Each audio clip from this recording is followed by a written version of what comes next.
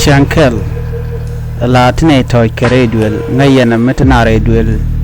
no kapinya muda long no pioneer pie dam kashin nyal mo chajit telekang de tena la pincholo jana shuch no mishatega mish duel dong lo cha duel che de leb cha duel lo ko hook no gwas madan charo de jetmat cha duel cha jalef charo mi ka pathari cha kairar marago dialan konan tinchol chuoren gojan o dong de na mader benten en gojan o dong a chwar mandanen shabab shedong ana amana mo no la chuponda tete papa long shago jeno okay amun to shawo ka guk shim goiten kon lat korodian na chachwa telame laro telme to ko sai gu tel mutok chachu lo wa ka ngade mene la dola take corner ne ge ka chang wala ge ka duel mana wa god ma sha mi char mu chor rapping chajanen jele ka chongwan go je pone wa pow lo do lik ni lo liko cha don che de ngoch ka jano cha toch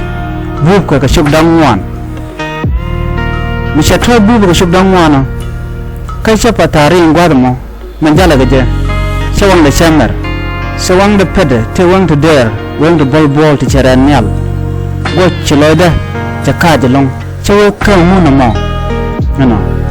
sawon chede wako de jening chen saw no sawon lo de ro de ritelo de lo jok jok man chaw lo jok amat jen pona ngwar mu shogo mu shijarode we ka ban mala we ka ban ka gojeje me chong ba chong cho mo na me chele je kono kami le mu be cham ngwar mo ko sham ko san gor no de nang chang ba lo jok amat ba ko mu tijarode mani mo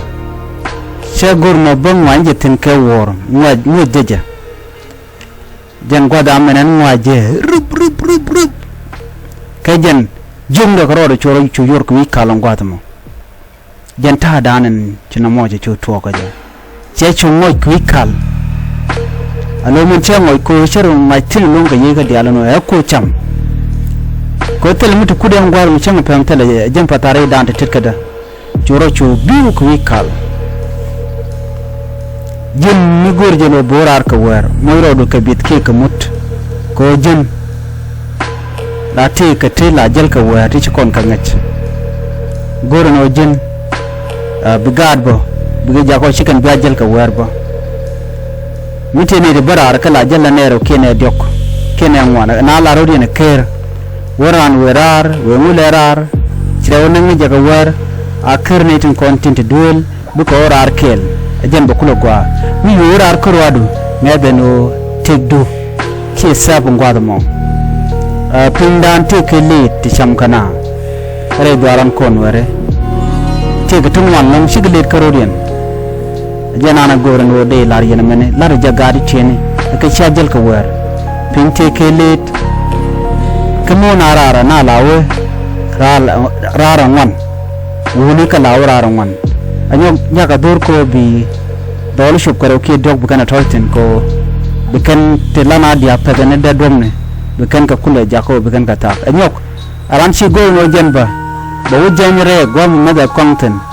don te mu de barpin anyok garan cha jeno wo yer karwade la ba jele la ro ke dog let katen ya tema